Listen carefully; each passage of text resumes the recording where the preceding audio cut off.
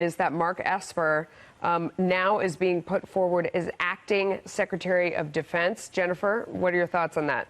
Well, Melissa, it's no surprise. It was clear that acting Defense Secretary Patrick Shanahan had hit a bit of a rough patch. There were the reports during the D-Day events that the president was seeking alternatives, and it was clear that his confirmation had stalled because the actual request for a confirmation hearing and his actual orders had not ever been sent up to the Hill. Then there was just moments ago a USA Today article that broke news that the FBI was still investigating allegations of domestic abuse that came out of a very contentious divorce proceedings involving Shanahan. And so I think it's no surprise that the president decided that this was going to be a difficult confirmation hearing. And remember, the inspector general had to look into Shanahan's involvement with Boeing and whether he had used his former position at Boeing once here in the Pentagon. He was cleared of that by the IG. But this has been a troubled nomination really from the beginning. And it was clear that the president was losing confidence in the nomination. Speaking of Mark Esper, he is currently the head of currently the Army Secretary in charge of 1.4 million soldiers and National Guardsmen. He has been leading that department and is a favorite of the president. He is a graduate, as we heard, of West Point, class of 1986. He served on active duty for a decade. He served in the Gulf War. He led the 101st Airborne and a rifle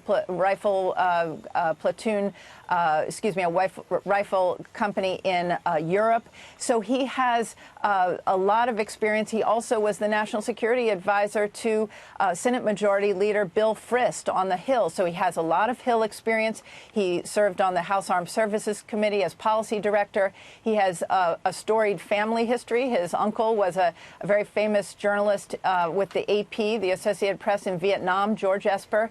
And so this is a very interesting decision, but I think many eyebrows were raised when it was clear that the Secretary of State was heading down to CENTCOM for briefings and the acting Defense Secretary Patrick Shanahan was not. So a lot of questions surrounding that. So now we know the reasons, and now they will want to move relatively quickly with the confirmation hearing for acting Defense Secretary Esper.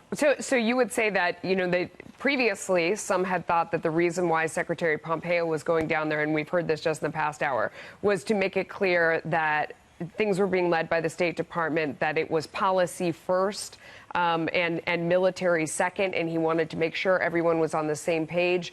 Do you still think that that was part of it, or do you think that it was really just about that they were about to announce this change? I think it's a combination of the two. I think it's very clear that the State Department has been in the lead here. Even when you heard Shanahan speak about the Iran crisis in the last 2 weeks, he immediately spoke of Secretary Pompeo's role and him being in the lead and the State Department being in the lead. So I think that it is a combination, but I think it was very clear from several. You note also that acting Secretary Shanahan was not over in Europe for the D-Day celebrations. Typically, a defense secretary would have been there for that. I think the writing was on the wall, unfortunately. Jennifer, great reporting. Thank you.